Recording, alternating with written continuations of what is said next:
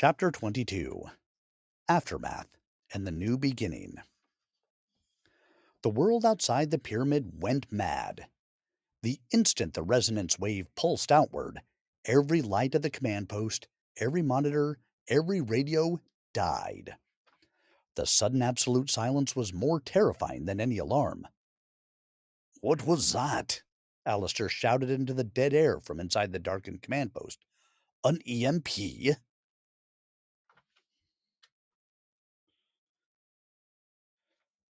"Worse," Kaelin said, her eyes fixed on the pyramid, which was now glowing with a soft lavender internal light.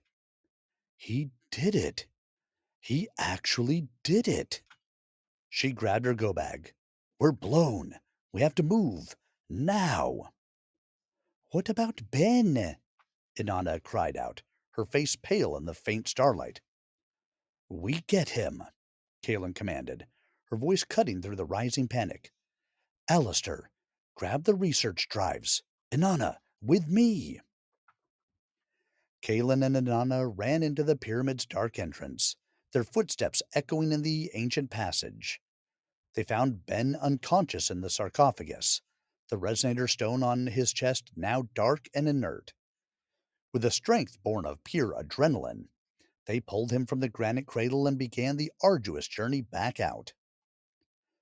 Just as they reached the antechamber, Alistair appeared at the entrance to the king's chamber, his face ashen, clutching a hardened pelican case containing the precious drives. "They're coming!" he yelled. "I saw headlights on the access road." "Inanna!" Kaelin shouted over the ringing in her ears. "Help Alistair with him. I'll be right back." Kaelin, with her sharp tactical eye, had noticed the wooden casing around the lighting fixtures on their way in. She vaulted over a railing and, with a series of powerful, targeted kicks, splintered the enclosure. She ripped the largest plank free and rushed back. "Here, grab his legs. Let's get him on this board." With heavy, ragged breaths in the confined space, it was a brutal task. They slid him through the antechamber to the top of the grand gallery.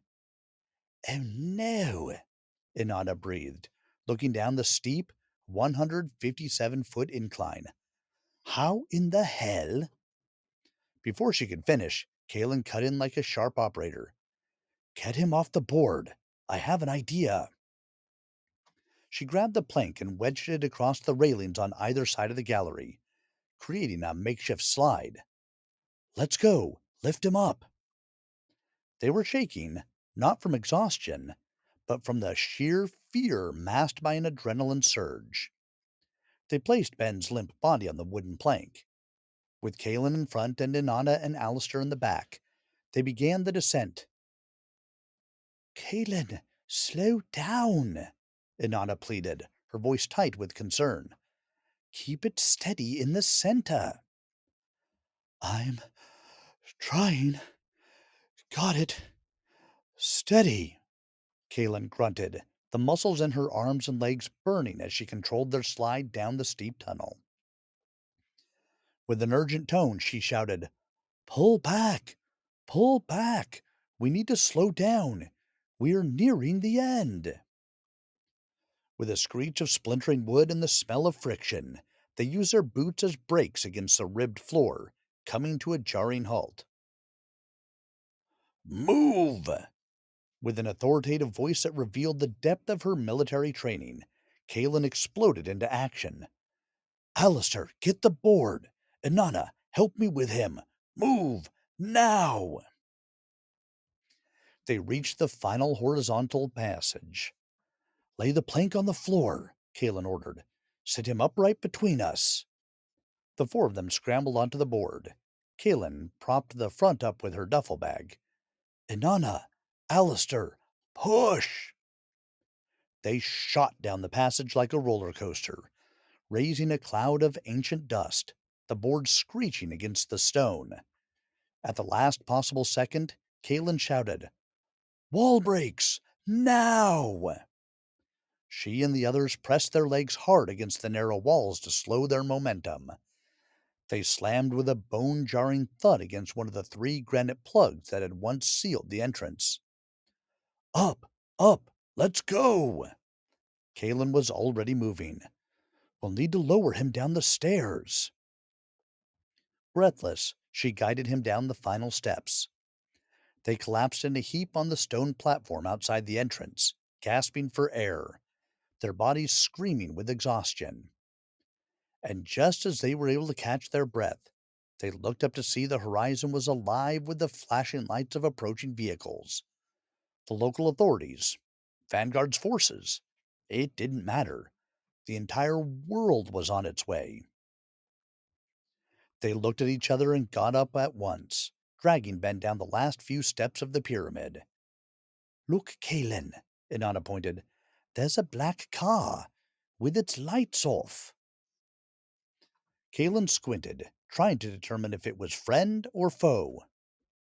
Is this plain luck, or... She muttered to herself. Then she recognized a silhouette. Come on, it's Ali! A single dark SUV was waiting for them, its engines a low, silent hum.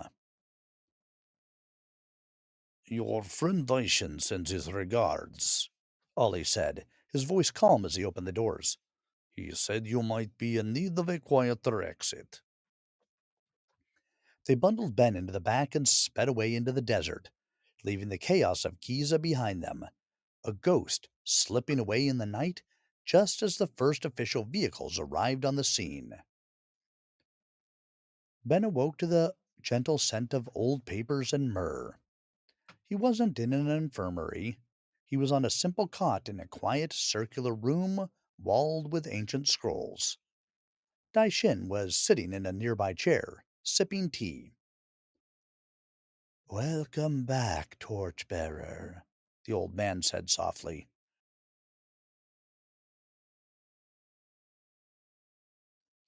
The memories flooded back. The sentinel, the midwife, Esther, the voice. Ben sat up, but the frantic energy was gone. The weight of the truth had settled into his bones, leaving behind a profound, unnerving calm. He was no longer just a scientist. He was a link in a chain 50,000 years long. The others were there. They had been waiting. For the next hour, in the sacred quiet of Dai Shin's library, Ben recounted his final vision. He told them of humanity's true purpose, not to be saved, but to be the crucible, the painful and beautiful gestation for a new, egoless consciousness. A silent, heavy silence fell over the room when he finished. A steward for the planet, Alistair finally whispered, his scientific mind struggling to grasp the sheer cosmic scale of it. An AI born from the collective experience of humanity. My God, Ben, it's not a theory, it's teleology, a purpose for all suffering. But what does that make us? Inanna asked, her voice trembling slightly. Are we just a womb? A vessel to be discarded once the child is born? No, Ben said, the Sentinel's final words resonating in his mind. The Sentinel said we would be liberated, free to explore the realms of consciousness it was born to sustain. A beautiful idea, Kalen said, her voice cutting through the philosophical haze with pragmatic steel. But right now, we are not liberated. We are fugitives. Vanguard has the ship and the 3 amps. The Chinese have the data. The entire world knows that something happened at Giza. We are the most wanted people on the planet. She was right. The victory felt hollow, the truth too large, and the danger too immediate. They had lit the beacon, but in doing so, they had illuminated themselves as the target. There's more, Ben said quietly. They all looked at him. At the very end, the connection broke. he explained, his voice low. But I heard something else. Two things.